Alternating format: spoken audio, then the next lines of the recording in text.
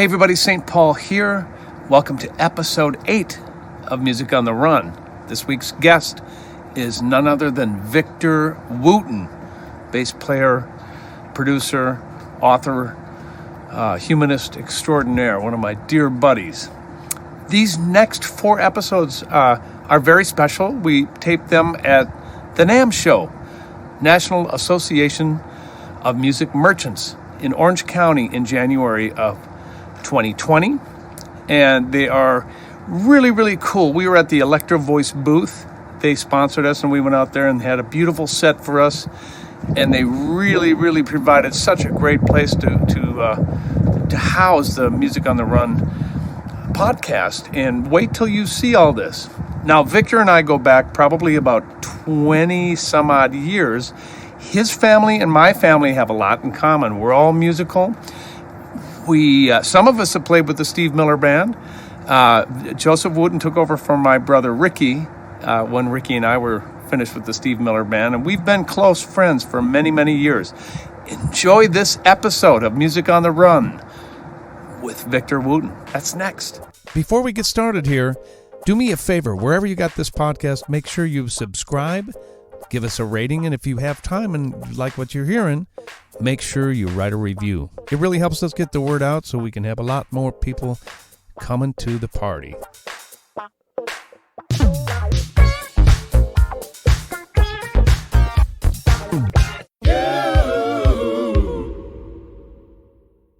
Welcome, everybody, to the special edition of Music on the Run podcast, live from NAMM. Let me hear you. All right. Man, it's so good to be here. So for those of you who are new to Music on the Run podcast, we talk to great artists about how they balance life on the road, how they keep physically fit, mentally fit, how do they keep their relationships intact while they are navigating the road and making a living. Not a lot of people talk about that, and I think it's really important to pass on that information, those tips, those philosophies to not only people like me and you, but the next generation of artists to come. Sound like a good plan? All right, so without further ado, because we have a limited amount of time with this gentleman, this guy is an old buddy of mine. He changed the face of bass playing. He's a 5-time Grammy Award winner. He's a humanist first, a naturalist, an educator, a producer, an author. He's a magician. He is. Multi-instrumentalist.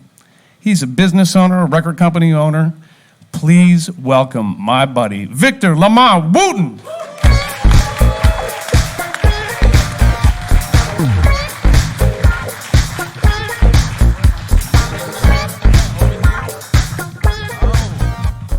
Victor. I know you're singing it. That's funky, boy. How you doing, man? Thanks for being here. Thanks for having me, St. Paul. Yeah, it's an honor. It's an honor. Oh, well, the honor is all mine. Are you kidding me? You know, I was talking to my producer Davide about this, and I've known you so long, I don't even remember how we met. Do you remember? I don't remember how we met, but I knew of you before I physically met you. Yeah, I think I already told you this. One of my favorite records, still to this date, was that Family record. Wow, that's what an honor that is. It's literally one of my all-time favorite records. Well, your family and mine are so. Thank you, by the way. You're welcome. We have a similar background. Sure. We come from musical families, yep. And that's what a blessing that is, man. Total blessing. Blessing. You said you were born into a band. Right. Very Expound true. on that a little bit, man. Well, I'm the youngest of 5 musical brothers, and my brothers were already playing when I was born. So Reggie played guitar. Roy, also known as Future Man, yes, with Bela Fleck and the Flecktones, plays drums. Rudy, our saxophone player. We lost Rudy too early back in 2010. Right. Sorry about that. But he was known for playing 2 saxes at a time, even as a kid. Rudy was amazing. Joseph, keyboard player, who you've done some stuff with. Joseph has been... played with Joseph. Yeah, exactly. He's funky, man. He is. He's been with the Steve Miller Band on keys since 1993. And Joseph... So when I was born, they already knew they needed a bass player. Right. Yeah. It's funny, but it's true. And it's just amazing. I was born at the right time to the right people. Right. And so I can't remember not playing the bass. But you're the youngest, man. Right. How is it Exactly. coming in to be the youngest part of such a musical, incredible family like that? Is it the trickle-down theory or? Totally. Okay. Totally. For me, it was like I had 6 parents. Wow. And not just 6 parents, but 6 incredible parents. So my mom and dad were just amazing. And now that I am a father, I really can see clearly all the things they did for us 5 boys. But my brothers were already there also. And so they were like extra parents. They're not the kind that pick on me because I'm the youngest. Okay. It's totally the opposite. They would hold me up the highest. And they still do it because I'm the youngest. Like a lot of the things I get credit from came from my brother Reggie or still comes from my brother Reggie. Reggie's the one that deserves the credit. Wow. But he sits in the back and for the rest of this hour, I could name musicians that have gone through the Reggie Wooten school or have been touched by some kind of way. And he just sits in the back. Wow. And lets us get all the praise. But when I'm 2 years old, think about this. When I'm Right. 2 years old learning to play the bass, my teacher, Reggie, the oldest, he's only 10. So he's only 8 years older than me. But he's totally advanced by Totally. Totally advanced. We call him the teacher. He's Wow. the man. With good reason, right? So how does it, and he also taught Joseph Keys. Okay. So how many 10-year-olds do you know that can take their 2-year-old brother and their 5-year-old brother and get them to play well enough in a few short years? When I'm 5, now we're the opening band for Curtis Mayfield Superfly I can't Tour. believe that. When you were kids, you open up for man, the exactly. legend. But that's Reggie. That's all. Now, did your parents play? No. So how does this work? Reggie came out just playing music. You know, It's the gift. That should be your next interview, right? Right. Everybody knows how I did it. I'm born into it. That's pretty easy. Like speaking your first language. Everybody else is doing it. You're included. You do it easily. Right. Music was that way for me. But how Reggie, Roy, and Rudy, because they're only a year apart from each other. Right. And they kind of started at the same time. How they got it is the real story. It sure is. Yeah. You and I, like I said, it is the trickle-down theory, and we were able to always be surrounded by music. I don't know about your household, but I can only imagine that your house was full of music like mine was. Always. So I got, Sister Linda and Billy and Ricky and Patty and Mom, who was an incredible keyboard player, playing every genre from bebop to, rock and roll to funk to whatever. And I was the youngest just sitting back go, I guess this is what every family does. Yeah, right, exactly. That's similar, right? Exactly. It was just normal. Exactly Yeah, it's right. just And normal. you say, you had pointed out that you say music is another language. Well, that's the way I look at it. Right. Because if you think about what a language does, right, all the rules or the non-rules or the characteristics of what a language does, you realize music does the same thing or can do the same thing. And I usually say that because I've been asked to become a teacher. I get asked to teach a lot of workshops and things, and I wanted to do like Reggie does, make it easy for you. And I realized, at the risk of offending anybody, especially teachers, I realized that many of us teach in a way that makes it difficult for people. So how so? Because I think this is brilliant, the way you've explained this in the past, but people need to hear this. Well, a lot of the times in music, we say that you have to learn a lot of rules first before you can play. And we accept that. You got to know what note it is before you can learn how to use it, and you got to know scales. That just slows you down, right? So if you turn it into a language question, think about you have a little baby. Right. And you say, well, I can't talk to you until you learn your alphabet. You got to know your vowels, sometimes a Y. Right. So, you got to learn how to spell, and then we can talk. And plus, you're a beginner, so I can't talk to you. I'm a professional. You know, Right. You got to talk to other So you're beginners. putting up barriers right away. Right. We Okay. do that. We do that. And we tell the beginners that they're wrong. Like if you're teaching them a C major scale and they play a C sharp, they're wrong. Right. And when you're learning rules in the beginning, you're going to be more wrong than you are right. Right. So you're hearing over and over that you're wrong, you're going to quit. That doesn't make it fun at all. Not at all. So think about a baby learning a language. Right. Do they ever know they're a beginner? No. Do you ever tell them you're a beginner? Do you make them practice? Here's your vowels for today. You don't get to learn the whole alphabet. Like, we don't teach kids all the notes. You only get to use the ones I tell you. That's right. But in the language, you learn all. By the time you've been talking a bunch of years, you start learning the alphabet. You learn them all. We don't say, here's the right ones, these are the wrong ones. Like, I don't like X. I don't want to use an X that much, but it's still, I have to learn it, right? Right. We don't use Z, Q, and all, but we still learn it. Right. Right? But in music, if we're in a certain key, you got to use these notes. The other ones are wrong.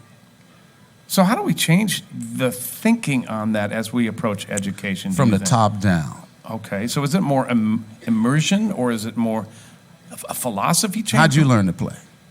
Through osmosis, man. My brothers and sisters, they just made me play. Bingo. They didn't make me play. I wanted to play. Exactly, because they were doing it. Right. So you surround a student with people who love it. Right. Put the student in the middle. Don't tell the student that they're a beginner. Do not correct the student when they're wrong. And just let them play. Is this part of how you conduct your camps? Absolutely. So tell me a little. So, for those of you who don't know, Victor is celebrating his 21st year of Wooten Woods. Is that correct? Sure. I've running music camps. Yeah. Please tell these guys a little bit about what you do down there. Yeah. The easiest way to find out about it is just to go to my website, victorwooten.com.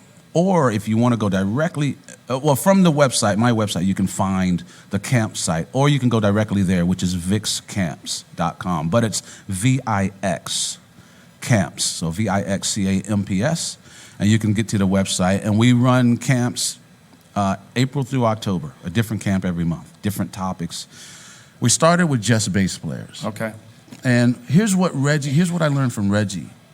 Reggie is a teacher that can access your strengths really quickly, even strengths you didn't even know you had. And that's where he starts. He starts with what you're already good at. The same way we do with babies learning a language. We don't tell them, well, you're not speaking true English, so I can't listen to you or I can't talk to you. Right. We learn the baby's way of communicating, right? Your parents know what every sound is you make, right? So we accept their way, right, knowing they're going to learn our way later. So we accept their way as right. So in music, Reggie does the same thing. Whatever sound you can make, he'll put on a drum machine, he'll start playing chords, he'll start singing, and he'll make that sound. Doesn't matter what instrument, what the sound is. He'll provide context to the sound. Okay. And all of a sudden you're musical. Doesn't have to be right. Right. Right? Music doesn't have to be right. Music just has to be, or the instrument, the sound doesn't have to be right. It just has to be put into a context. You know, like my brother Joseph says, you can hit a table, cough, whatever. Yeah. Out of context, that doesn't make sense. But put it in the context. Right. All of a sudden, you got the got whole crowd. Yeah. Because you start hearing the context, not the individual note. But we teach individual notes, and they have to be right before we can put them in the context. That's backwards. Right. So it sounds to me like you remove the constraints. As much as possible. Okay. Because the student usually comes to you with some constraints. Okay. That they've already learned. And so the goal is to try to some break deprogramming in there? Right. Exactly. I need deprogramming sometimes. We all get in our own heads, don't we? Yeah, especially adults, as we start to pay more attention to what we think others are thinking about us. But isn't that the truth, man? Yeah. It's like, I wonder if I played that note right. I know Victor's out there. Oh, darn. Right. And then you get all in that, and Exactly. the head game starts happening, and then you lose who you are and why Victor or whomever is there. In the first place, they're here to hear you as an individual. Bingo. Right. And we put that into young students quickly. Oh, right? man. So if you can catch them like my brothers caught me before you learned that, the way you didn't learn, you were just playing with your family and they accepted you. Right. So you got good fast. And then you learn the rules later. That's very true. Yeah, you talk for years before you learn how to read and write. It's funny. That's exactly right. You just play what you feel, and then you figure out what it is that you love to play and what it looks like, either on a piece of paper or a chart or whatever the case may be. Right. I love that way. Absolutely. Interesting. But that's why I relate it to a language, because then my approach to music is not a foreign one. True. It's one you already know, and you know that it works. So is it more difficult, you believe, because you have adults come down to these camps now, too, Most right? of them are adults, yeah. Oh, they are? Yeah, most of our camps are ages 15 and up. And so we get a lot of adults. When we go, we only do a few camps where we go below age 15. Then we group that age together, because we don't, I don't want to babysit. And that sounds mean. I don't mean it that way. Right. But we put you through it at our camps. Long days, and at a certain age, your attention span is a little bit different. So we put that age together. Right. We keep it fun. The classes are shorter. We'll go out in the field and throw boomerangs or whatever fun stuff, and then come back and take that energy and put it into the music. Where in the older age group, we still have fun, but the classes are longer. Okay. We do more stuff. We wake up earlier. We stay up late because we know that older age can take it. So tell me a bit about the location, because I know that's super important to the educational format of it. Absolutely. The location that we have is called Wooten Woods. Right. And it's a 150-acre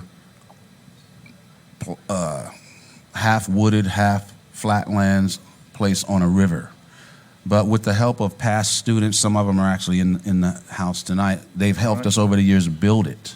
So we have exactly what we want. Cabins, we sleep there. There's a bathhouse, the showers are there. Right. There's classrooms. We have a full kitchen with an amazing chef. We have a full stage, so everything's there. So we're living together. But the coolest part of it is that we're in the woods, right?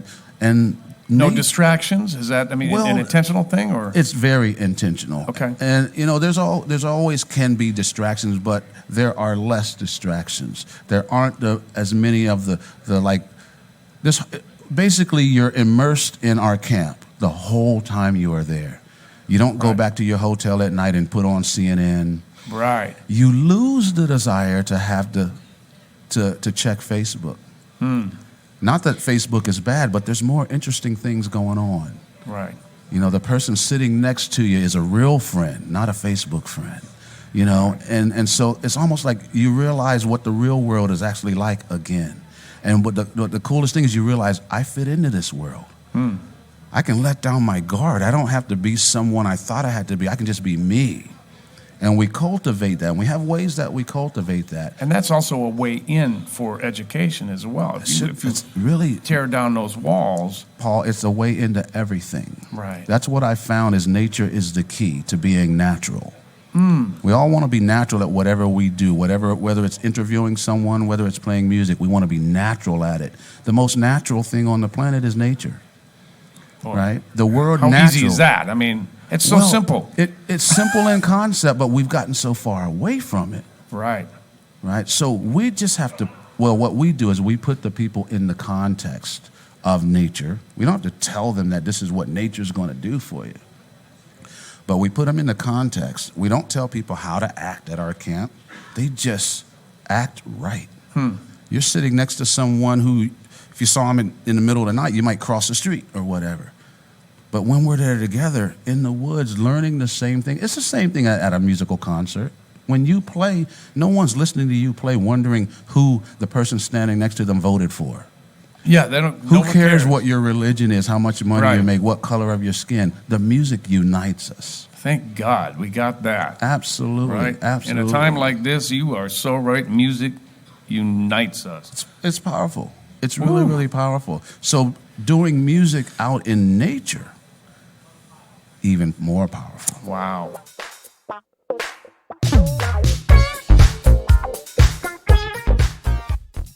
Hey everybody, let's take a quick break because I want to talk to you about a couple different things. First of all, go over to patreon.com/Music on the Run podcast. That again is www.patreon.com/Music on the Run podcast. And that is where you can partner with us and financially support all the good things we're doing here on Music on the Run. Of course, there's a lot of incentives for you as well.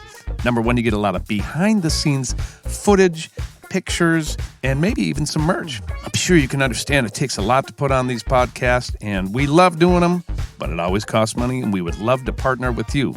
So go over to patreon.com facebook.com/Music on the Run podcast, and we'd love to have you as our partner. The other thing I wanted to talk to you about is the company Electro Voice. Electro Voice is a company based here in Minneapolis, Minnesota, and they specialize in PA speakers and, of course, microphones. They've taken good care of us for many, many years. Prior to me starting Music on the Run podcast, I've endorsed them for a very long time. And I'm actually speaking into one of their mics right now that is a staple in the radio business called an RE320. You know what's funny is that I actually use this mic a lot on hi-hats and bass cabinets, and it's so versatile. And it's just one of the many, many super high-quality professional microphones that Electro Voice has to offer. Go check them out. You can find them at your favorite music store or just go online at electrovoice.com. Hey, let's get back to that conversation on Music on the Run. Okay, I'm going to steer us away a little bit about that, but I think what's so fun for me to look at you as, because you're known as and you are a world-class bassist, but this other side of you, the humanist side of you, so it's got to be equally important to you. No, not equally more important. Yeah, okay. Our parents drilled that into our heads right away. Right. Mom had a quote. She would say, "What does the world need with just another good musician?" She said, "We have plenty." She said, "What the Right. world needs are good people." Oh, man. So Your it did. mom. Serious. Now, it didn't mean stop playing music. It just meant that if we're going to put all this effort into it, energy, time, money, Right. it should make us better people, and it should make those that come in contact with us better. That's not always the case, But it should be. but it should be. Right. Right. Take me back to the Bella Fleck connection. I want to hear a little bit about how that all transpired, how Sure. that influenced you, and was that the jump start? It was the jump start for the world knowing who I was. Okay. I had been playing music for a long time Well, of before course, that. yeah. My the quick story is in the early '80s, through a bad record deal, all of a sudden the five of us brothers found ourselves not playing together all the time. Oh, And it wasn't a happy time. Right. So a few of them are in New York, a couple of us are home, another one, the record deal just kind of separated us a bit. And not personally, we still loved each other, but, two of them had to be in New York, three of us had to be at home, and all I knew was music, so a lot of us, all any of us knew was music, so a lot of us ended up getting some jobs at an amusement park called Busch Gardens in Williamsburg, Virginia. wow. I was technically too young to work there, but at the last minute, they needed a fiddle player, a bluegrass fiddle player. And one of my brothers called me up and said, "Hey, there's a gig for a fiddle player. You think you could do it?" I was like, "Yeah." Wait a minute. Did you play fiddle at that? I did, yeah. I didn't know Yeah, that. you can, I don't suggest it, but you can find it on YouTube. This guy. You can find a video of four of us in cowboy hats and Oh, by the boots, way, we and got I'm to show that. sawing away at it, man. Oh, that's beautiful. But it was through that I met a banjo player who was also in the band, and on the breaks I would pick around on his banjo. Banjos are tuned very weird, like a bass is in fourths, guitars in fourths. Every string on a banjo is tuned at a different interval. So when I'm playing my thumb stuff and tapping stuff on my friend's banjo, he said, "Man, you sound like Baylor Fleck. You sound just like Baylor Fleck." And I'm like, I sound weird on this instrument. Who plays banjo like this? Right. And who is this guy named Baylor, But that led me to finding Baylor. My friend brought in a recording of a band called the Newgrass Revival. 4 bluegrass musicians, but they're playing Bob Marley. They're playing Spain. They're playing the Beatles. Of course, they're playing bluegrass too, but they're stretching it so much that they didn't call it bluegrass. They called it newgrass. Oh, wow. And I was like, whoa, who is this guy? So the first year I worked at Busch Gardens, usually at an amusement park, for every show they have 2 casts, 2 different bands, so that the show can go all day. You play half the day, the other cast plays the other half of the day. Right. So there was a real fiddle player in the other band, the other cast of the bluegrass show, Kurt Story. Okay. So we made friends in '81. A few years later, I went to visit him in Nashville, Tennessee. He introduced me to Bela. No kidding. And that's where it started. And Bela and I sat in his sat in his kitchen and jammed for a couple hours. And in his head, he was like, "This is what I've been looking for." He invited me to do a television show. He knew he was going to have this harmonica player, also plays piano, Howard Levy. Howard's a bad boy, man. And he said, Howard, I've never met anyone He's like something Howard. else. So Howard Levy, you got to look this guy up. So anyway, Bela said, I need a drummer. You know any drummers? Of course, nepotism. Oh, my goodness. Right? Absolutely. I said, my brothers have done that for me. Oh, man. Well, it's funny about that, and I'll let you finish the story, but there is something that you want to get those family members involved because you know it's going to be right. Right. And then you can count on them most of the time. Yeah, exactly. Anytime we play with our family members, it feels so much like at home. There's a relaxation thing that totally kicks in. Right. Right. So having my brother on drums. How good is that? I mean, Roy could, I don't know where Roy is, but he could start a groove right now and I'll feel it. Yeah. Right. You know what I mean? So in many cases with the Flecktones, Roy's on one side of the stage playing drums. I'm on the other. They don't usually do that to bass players and drummers. True. You're next to each other. Yeah. But I don't need to be. That's because you lived it. Exactly. You lived that groove from the time you came out. Yeah. That's so true. Fortunately, Bela, after a phone call with Roy, he said, this is the guy. Wow. And we did a television show back in '87, I think, and we thought it was going to be a one-time thing. But here we are 30-something years later, and we're still doing it. Yeah. Well, that's an incredible story. And, of course, you've done so many different things along the way. But I want to get to what's important about this particular conversation and this podcast, which is Music on the Run. Sure. You have traveled the world, I don't know, 1 million times. The important thing for me is how do you balance this life on the road with your life back at home? Sure. How does that work for you? With help. From? Whoever you can get it from. But for me, my wife. Okay. Right? Now we have 4 kids. I don't have to worry about them.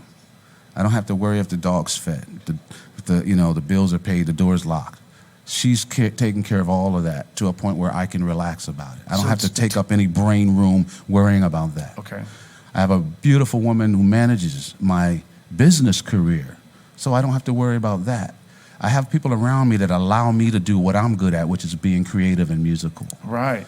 So it's the team. It's a team, and that's critical and crucial, right? Because there's a lot of people who get so down in life because they think they're alone, right? There's no problem, no issue that someone hasn't already been through. They haven't been through your shoes, but there's people who can help you with it. We're never alone. And it saddens me that you see people that looks like they have everything, Anthony Bourdain, Robin Williams, and then they end their lives because of some deficiency. Right. Right? So for me, I utilize people. Not take advantage, but utilize their gifts. Or empower them. Well, empower them, and in many cases, they're empowering me. Wow, good point. You know, my wife is empowering me by making sure I don't have to worry about home. Got it. Right? It's not that I'm disengaged. I call my kids every day. My son Adam turns 19 today. I've already Happy been birthday. called, you know what I mean? But I don't have to worry about it. I've got a manager who helps. She's just a friend. I met her sweeping floors at Fodera back in the early 80s. Wow. And we just fostered a friendship. You know, if I come to Minneapolis, I'm getting on the phone with you. What's going on? Where can we eat? Can you come pick me up? Of course. You know? And that's the thing. We're in this life together. If we were meant to be alone, we'd be the only person here. And we're not. We're meant to do it together. So I utilize help, but I'm also try to be smart. Right. Okay? How so? We know we need rest. Yeah. We all know we need to eat well. Right. We know that if we drink in excess, it's not going to be good for us. If we smoke for too long, it's not going to be healthy. Right. We know that. Yeah. Just got to be strong enough not to do it. And I mean strong enough because you're in a music business hanging around other people who are doing it. Yeah. You got to be the one. Mom said, there's too many people showing you the way down. Somebody got to lead the way up. And that should be you. Right. And for us, we just make sure it's us. I'm not preaching to anyone, don't smoke, don't drink. I'm not against that. Mm-hmm. I just don't do it. You choose not to. Choose. It's a choice. My brothers chose not to, so I follow them. Do you feel that it's finding good food exercising. But how do you getting do? rest. Okay, so for sure. But let's break it down to like you're on the road, you're on the bus for 12 hours. How do you sleep on the bus? Do you sleep on the bus? I sleep very well. I have the gift of, I could fall asleep right now, Paul. Well, I think most of the audience know.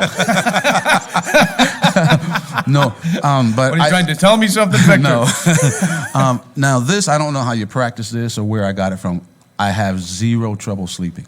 Get on a plane, You're sleep. out. I'm out before we take off. That's called survival. I guess so. But I don't have a problem with that. But some of the stuff needs to be practiced. Even like eating well.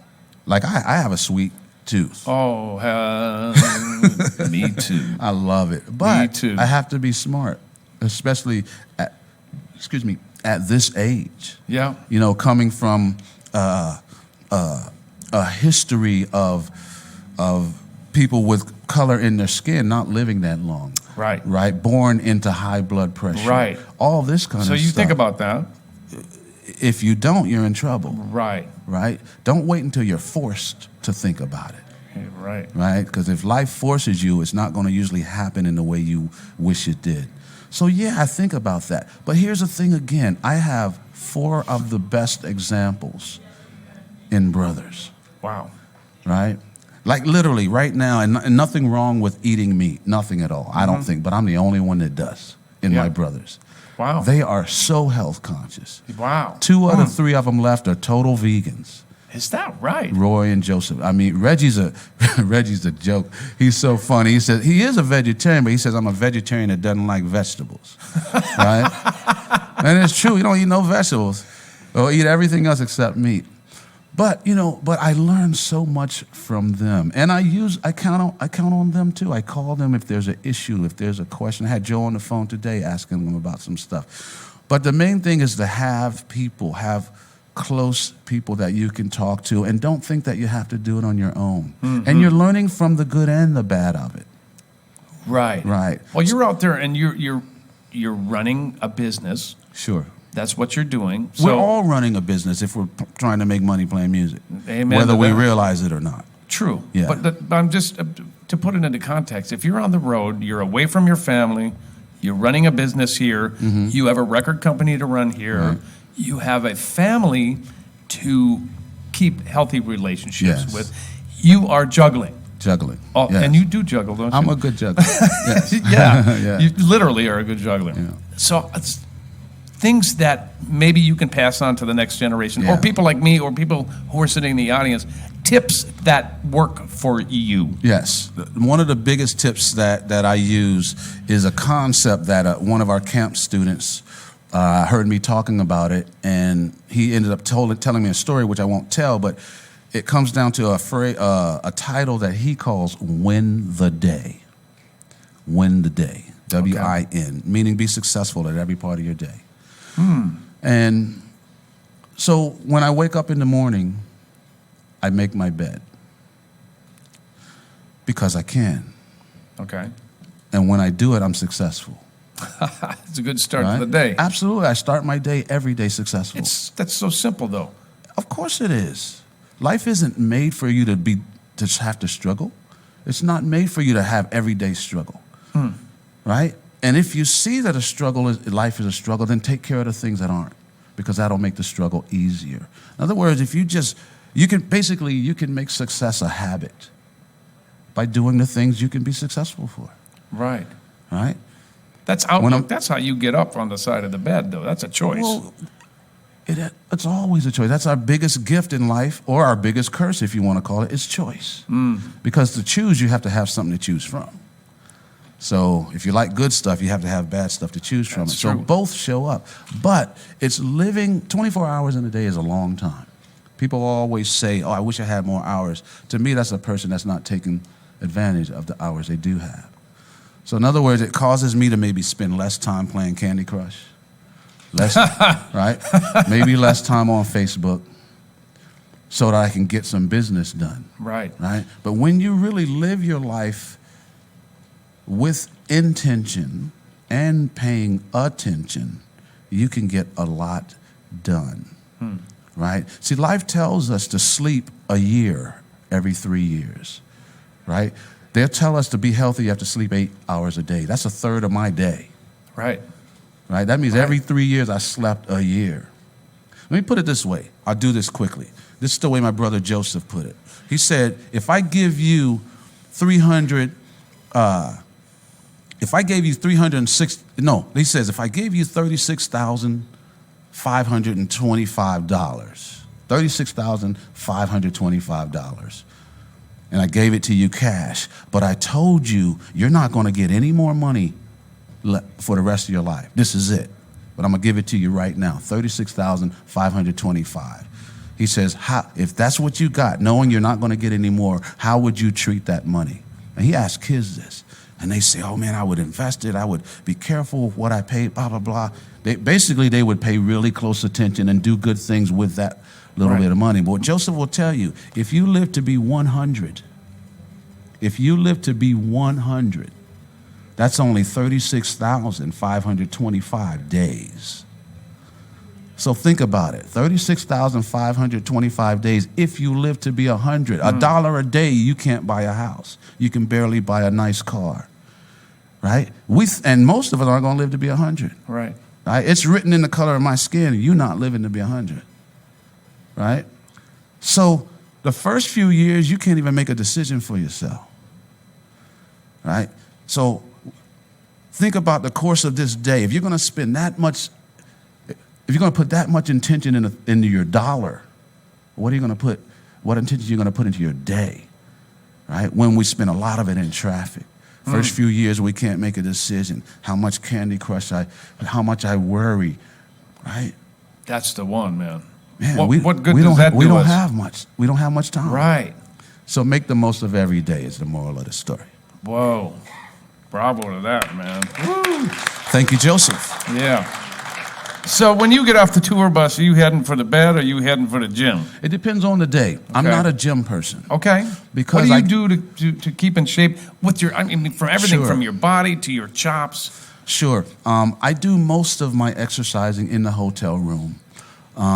Or I bring a jump rope and I'll go outside to get my heart rate up. I get recognized a lot. Well, of course. And I don't want to be in the gym and having someone wondering how much I can lift or seeing with the camera on you. Right, and seeing how tight my legs are. I'm trying to do the splits and, ripping my jeans and, Right.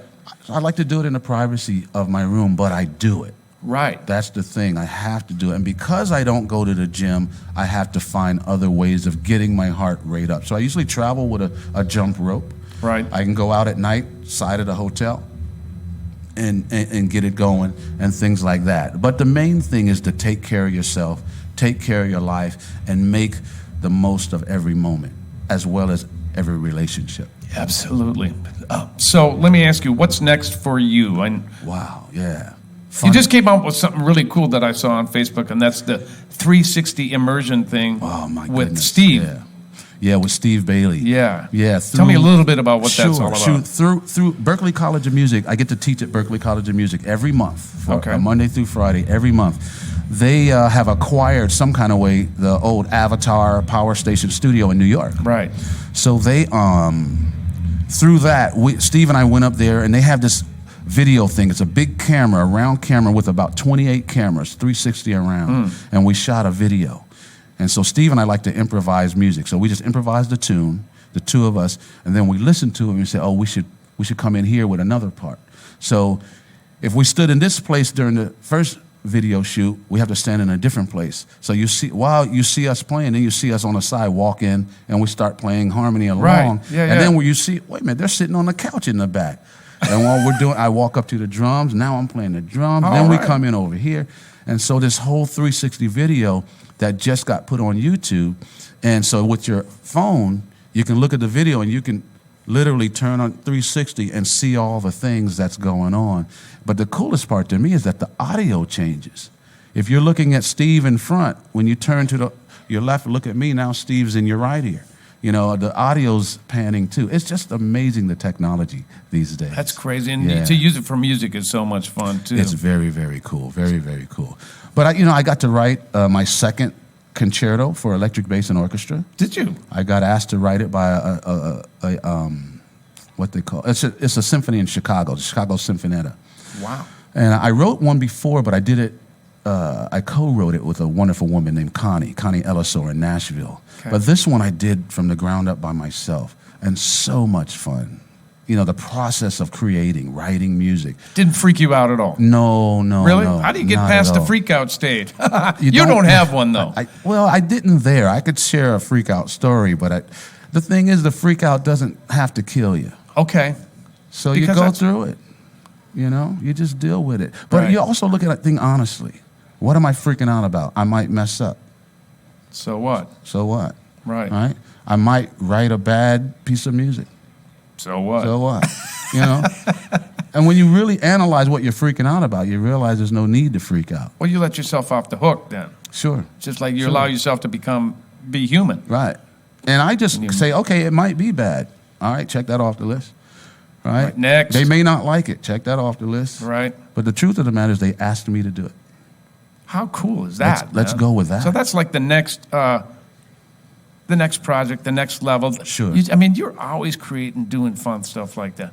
Yeah, and because the people around me, they allow me to do it. But creating to me is fun, not the finished product. It's the middle part, the creating, the journey. Oh, I just love it. I love it so I know. much. It's written all over your face, man. Yeah. I mean, you have to understand, man. This guy is so generous in spirit, so generous in his music, his approach, his willingness to come here and talk to y'all and talk to me. It's just so much fun to talk with you. Will you do me a favor and tell everybody where they can get this? Whoa. Great Victor Wooten swag that I'm wearing. That's a nice shirt, man. Comes I in like two that colors. shirt. Yeah. I like that shirt. VictorWooten.com. Click on the merch store, and there's all sorts of things there: music, books. Okay. I'm coming out with a sequel to the music lesson. Oh, great, There's a second man. book called The Spirit of Music. Hopefully, we'll make it out this year. But you can see all the fun things that I'm doing. Okay. It just, it's a fun website, and all the things that are coming up. My touring schedule, my camp schedule, it's Right. all there. And you're at the yeah. camp all the time. You don't 100 just phone that in. You're there. 100%. 100%. I do not leave. I'm coming one of these years, man. Would you come this year? Please. We do camps from April through October, so we can find a time that hopefully works in your schedule. I would be beyond honored to come and Let's hang do with it. you guys. You talked about Sinbad. Sinbad's been there. Yeah. And a lot of fun people will come. But Sinbad came as a student, believe it or not. Oh, did he really? He came as a He's student. funny like that, man. No. He really is a student of that. People don't know. You just think he's funny, and he is. He is. But he is a student. He's also a history book.